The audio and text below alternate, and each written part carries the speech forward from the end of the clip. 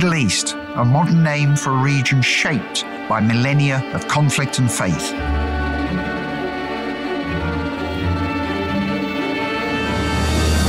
From the Crusades to the rise and fall of the Ottoman Empire, its history is marked by sacred visions and imperial designs. And we understand its present shape by studying its layered past.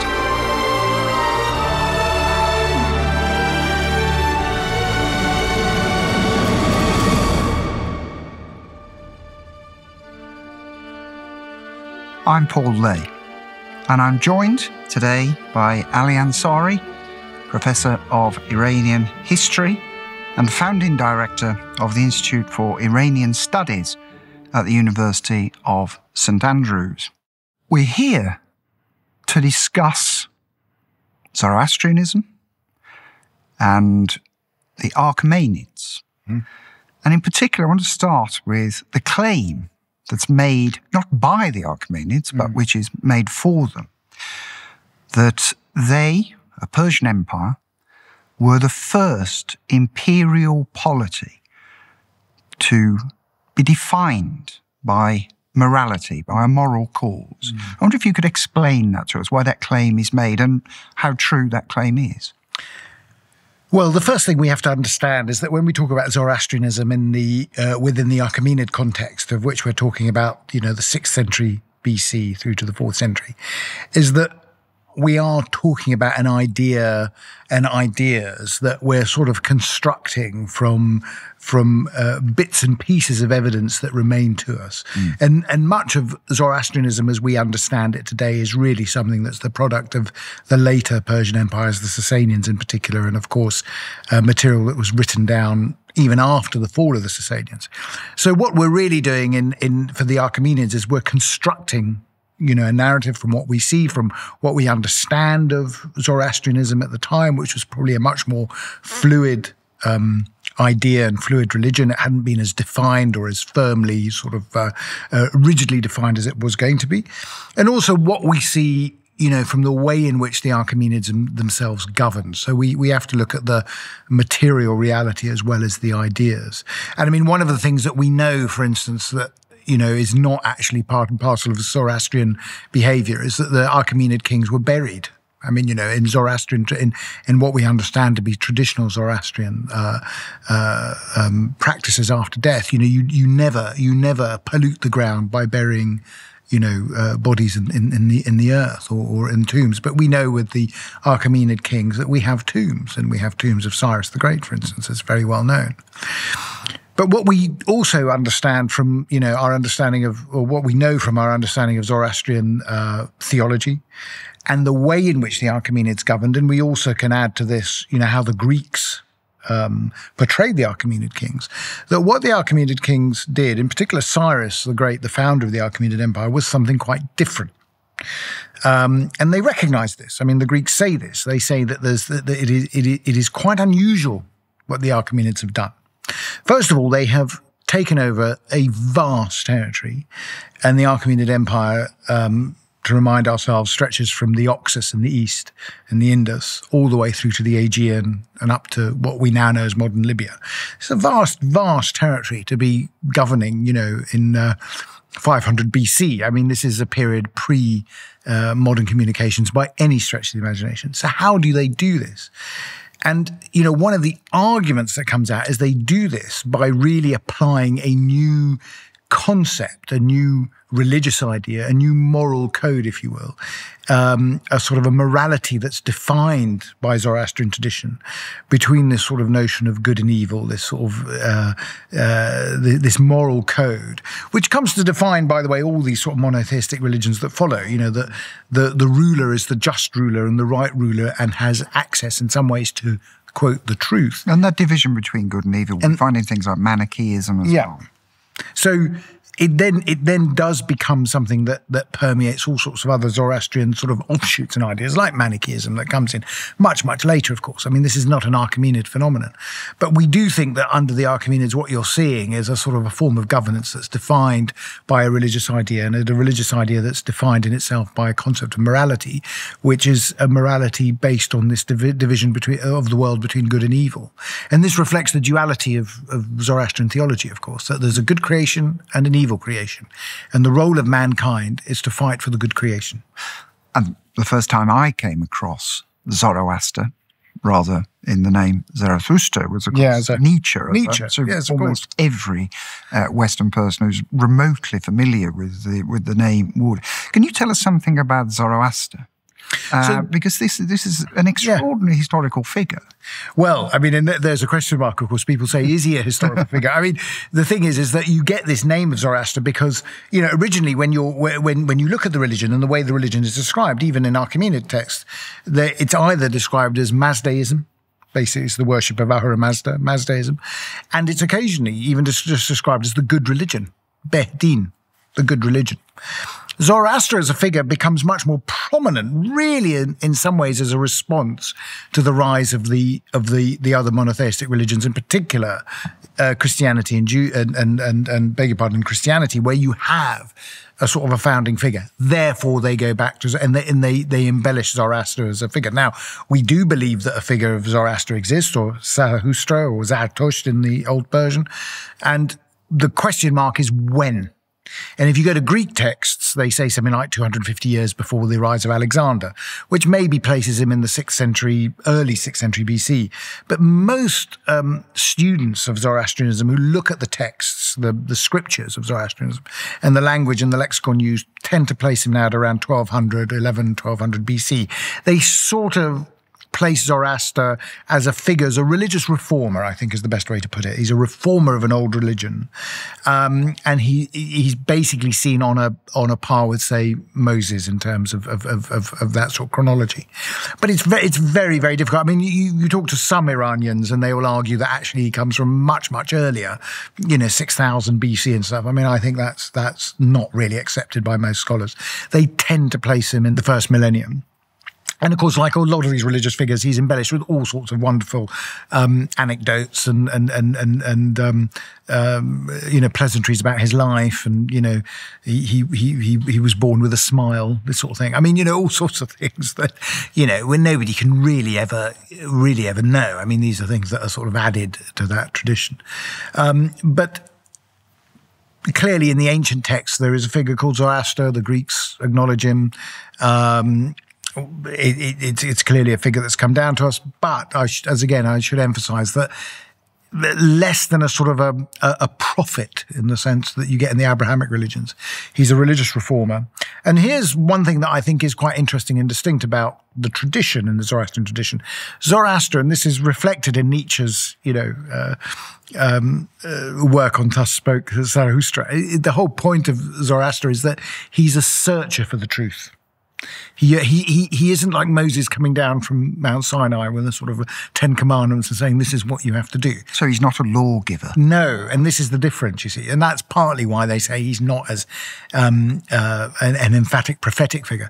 But he does probably share more in this, we can talk about, I suppose, in terms of the cross-cultural fertilization, he shares more with the sort of the idea of a Christ-like figure, if I can put it that way, a teacher, rather than a lawgiver in either a Mosaic or a, Muhammad, coming and telling you, it's what you need to do. Zoroaster is much more of a figure that is yearning, is going out to seek and encourages people to follow the right path, basically. And that suggests that if he's not a lawgiver of eternal laws, which is what Moses would claim, what Judeo-Christian tradition would claim, and say the Ten Commandments, that it's flexible. Well, I think that's right. I mean, I think certainly in its origins, it's very, very inclusive. It's very flexible. It's again, we talk about it either as dualistic or monotheistic. It depends on your interpretation. I mean, people will say, I think, the dualism, one of the reasons why Enlightenment writers got so fixated on Zoroastrianism is because they found the explanation of evil much easier to follow. Evil in the world, because you have a dual creation in that sense. But of course, Orthodox Zoroastrians will say, no, that it's monotheistic in the sense that the triumph of good is evident in the texts. But I agree. I mean, I think it is a much, much more inclusive, fluid. It's much more flexible. So that even in the Achaemenid period, we know that. You get lapses into polytheism. I mean, it's quite clear. You get multiple deities that come out. And it's very clear that it's not as fixed. It's only when you get to the Sasanians that it becomes much, much more rigid and fixed. And you get a priestly class that, rigorously define it. And then it does become much more legal, interestingly enough. I mean, it does become a much more legally defined faith. And it's one of the reasons, actually, people say that the Sasanian state eventually collapsed, actually, because in the face of, when the Muslim onslaught came, first of all, Christianity and then Islam, both Christianity and Islam were in their initial stages seen as much more flexible and inclusive than Zoroastrianism that had become much more rigid. And by way of example, as I say, Zoroastrians have very, very strict purity laws, very strict. I mean, much, much stricter in some ways than Judaism. What you can and cannot eat. Because there is a good and evil creation. You can't touch the wicked stuff. But the other thing is Zoroastrians, you pray 7 times a day. So when the Muslims come and say you can pray 5 times a day, it's a bit of a liberation. You see? I mean, that's the thing. It's all relative. It is. Do you see? I mean, but that, I don't think that is the reality of Zoroastrianism as we would understand it under the Achaemenids. I think it's a much, much more fluid thing then. But would that appeal then to rulers?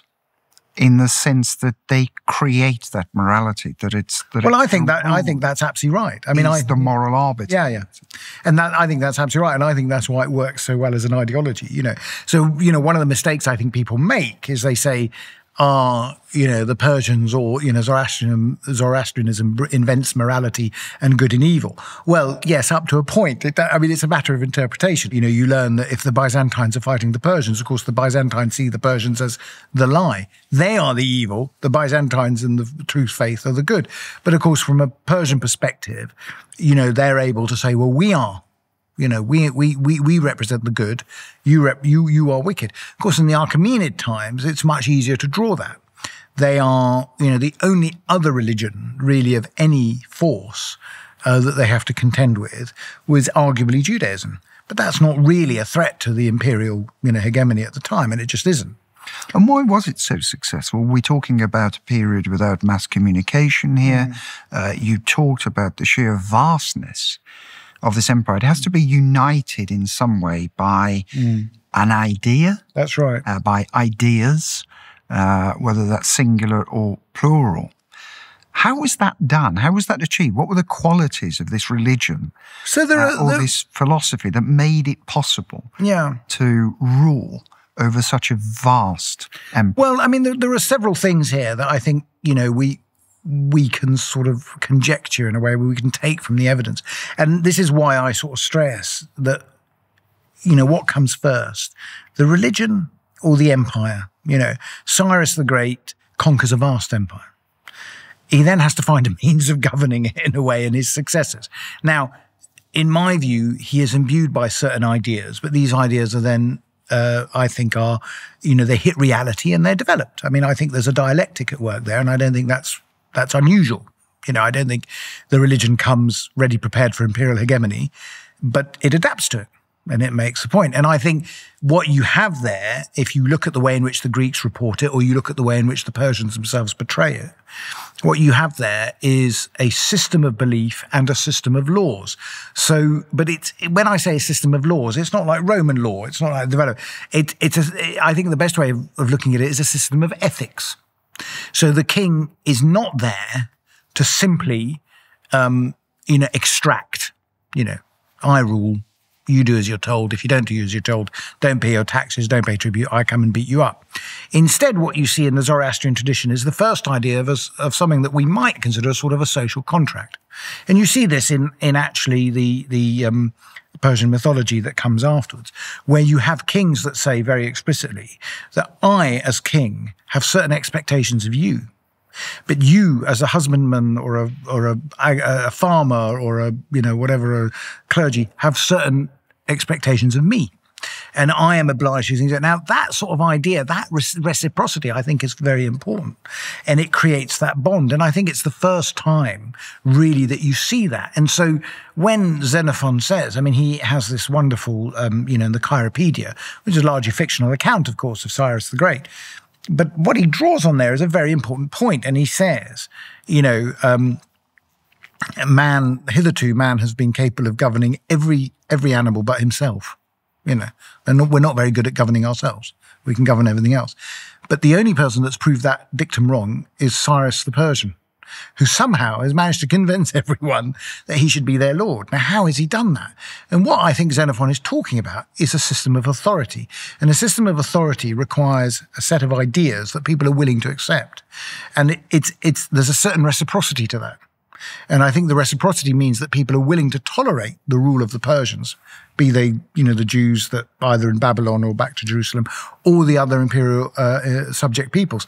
The one exception to this, of course, are the Egyptians, by the way, who rebel frequently, but they rebel much later in the imperial story. But nonetheless, it's an interesting exchange, and you see this also in the sense that what Cyrus and other kings do is they tend to try. They don't impose Zoroastrianism on the subject peoples. They sort of say, we are here to protect. We will protect your religions as long as you adhere to our rule. So we will perform. So it's more of an ethos rather than evangelizing religion, if I can put it that way. And is it a mass religion? It's difficult. I mean, I think it's difficult to say that really at this stage. I don't think it is, actually. I mean, other people may differ. I think there are so many variations on the theme. I mean, bear in mind that, I think there are some central ideas that people adhere to, but by and large, there's so many variations on the theme that when you get out into various parts of the Iranian heartlands, I mean, we wouldn't really know what people are worshipping in these places. And eventually, of course, Zoroastrianism becomes a very elitist religion. It becomes the religion of the Iranians, but also the what we might call the Iranian aristocracy. I think, by the time you get to the Sasanians, certainly the Parthians and the Sasanians, by the way, is when the period when Christianity rises in Iran. And Christianity is probably much more of a mass religion in terms of popular religion than Zoroastrianism is, because in some ways, Christianity is a much more fluid, empathetic, inclusive religion than Zoroastrian becomes. But Zoroastrianism, back if you're talking the Achaemenid period, back in the early 6th and 5th centuries, again, was a much, much more fluid religion. One of the key giveaways, by the way, and I didn't mention this earlier, but it's very interesting, and again, it's how we read the evidence, is why in St. Matthew's Gospel, for instance, you have the story of the three magi. I mean, why is that story inserted in there? And, historians will comment on this. There's no evidence that, three wise men came from the East to sort of like see the baby Jesus. But when Matthew talks about the Magi, he's using a very specific term, and people at the time would have known what the Magi were. They were a Zoroastrian priesthood, basically. And, of course, the argument is that Matthew puts that in the Gospel because he's appealing to Zoroastrian communities in the Near East. So there have to be Zoroastrian communities there for him to appeal to. Why would you put that story in? To say that, your priesthood were among the first to come and recognize. So, you put that in because there's an audience for you. And so when do we get peak Zoroastrianism? And also that then asks the question of how it declined, why it declined, and how it became this even more elite religion, but one that was a declining elite religion, if you can have such a thing. Well, it's interesting when you look at the rise and flows of religious ideas, because I think peak Zoroastrianism probably comes sometime in the mid-4th, 5th century, AD I'm talking about. So it's there where it becomes much more codified. It's defined by a priesthood that that's pretty powerful within the Sasanian Empire. And what's the geographical spread then? The spread then really is what you would call the Persian heartlands in a classical period. So not, those bits of the Eastern Roman Empire that, those are now going over to Christianity. But you're seeing Zoroastrianism developed as a sort of a state religion within the heartlands of the Iranian Empire, which would have included Mesopotamia and up to the Central Asia, the Caucasus, up to an extent. I mean, Armenia by this stage would have gone wholly Christian, but Armenia originally was a very Zoroastrian territory. I mean, if you look even in the Parthian period, it was definitely Zoroastrian in its outlook, and then it switched to Christianity. I think one of the reasons people argue for its decline is that it becomes too legalistic. It becomes very well defined, legalistic. It's obviously contending with Christianity, so it starts to have this sort of holy struggle, in a sense, holy war against Christianity to the West. And it doesn't have the mass appeal, and it doesn't, and it becomes increasingly elitist in its adherence. Very much part of the Sasanian aristocracy, the Parthian aristocracy, Sasanian aristocracy. The argument is, but we just don't know because we obviously don't have the sort of evidence, is that really by the 5th and 6th centuries, you're getting to see a lot of the, in popular religious terms, that Christianity is taking root in Iran. And this is one of the arguments people say that Islam becomes so successful in Iran so quickly. That's a matter of debate, I have to say, because I think the conversion rates are much slower, as people have said. But one of the reasons, what we can say is not so much that Islam succeeds, but Zoroastrianism fails, is because Zoroastrianism is no longer really talking to ordinary people. Now, I will caveat that by saying that, new work by Patricia Kroner and others who've talked about sort of uprisings against the first Muslim conquerors in the 7th and 8th centuries show a lot of nativist, what they will call nativist religions around Iran. But this is probably not orthodox Zoroastrianism. It is offshoots and, peculiar heterodoxies, for want of a better term, which appeal to various aspects of Zoroastrian thought. But it's not an organized church, if I can put it that way. The church may be the wrong term, but, it's not an organized. That collapses. It's so tied with the Sasanian dynasty that when the Sasanian dynasty collapses, so does the organized state religion. So it's almost like an established church. Yes, by then it is. And that's the problem, you see. That's the problem. It's not organic in the way that Christianity becomes organic.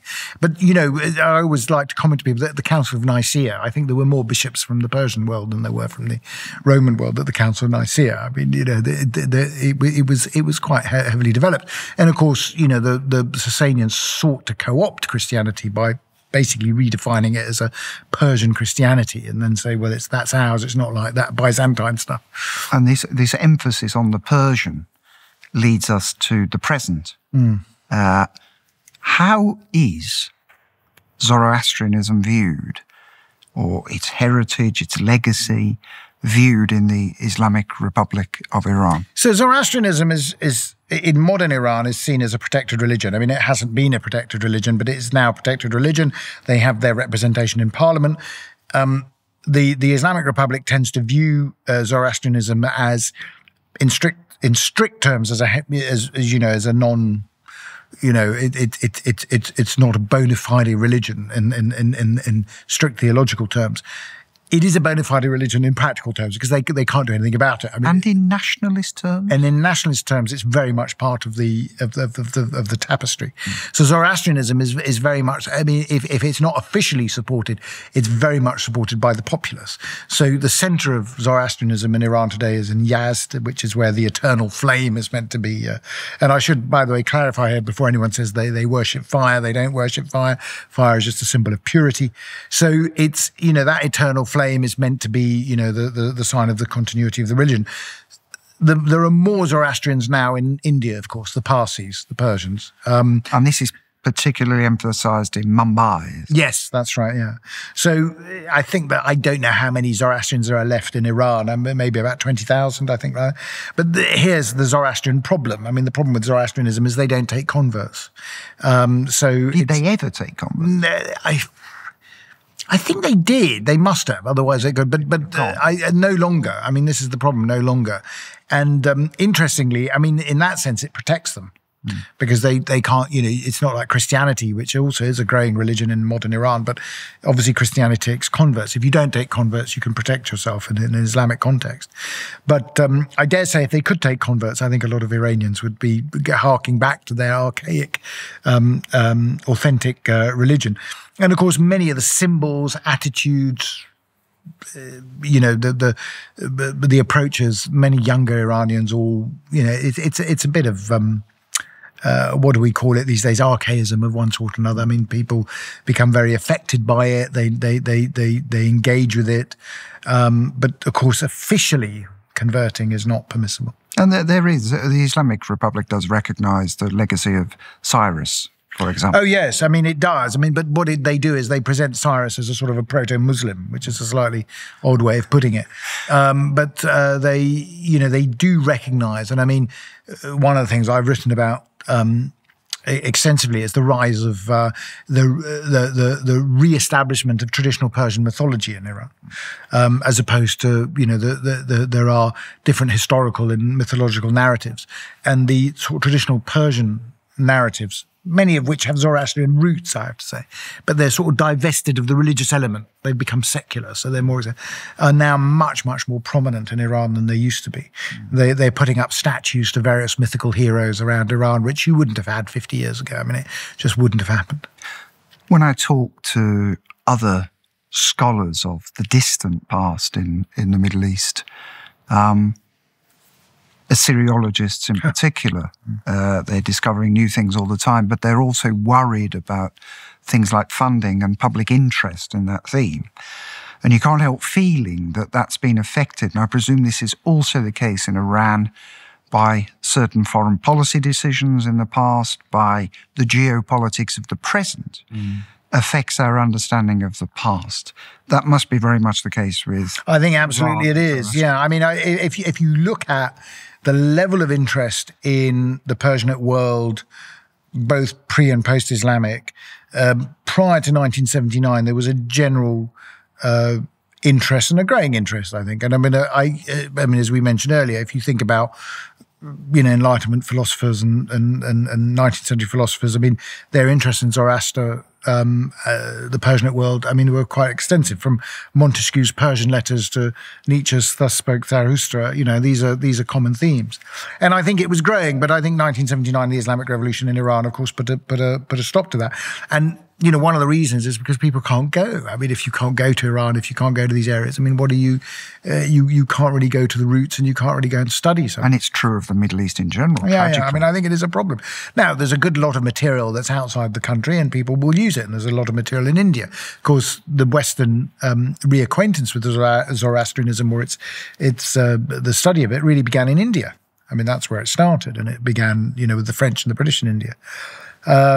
But I think these things go in phases, and I think it will come back. I was very pleased to see that, in fact, the ancient Persians are part of the GCSE curriculum in England. So I hadn't really realised that until I was alerted to it a few weeks ago by a colleague. So it shows that there are certain things that are still part of the wider sort of teaching curriculum. Well, I think you've demonstrated just the fascination of the subject and why it should be studied, both for an understanding of the present, but also of the fabulous history that's there, 4,000, 5,000 years of extraordinary history that's still resonant today. So thank you, Ali Ansari.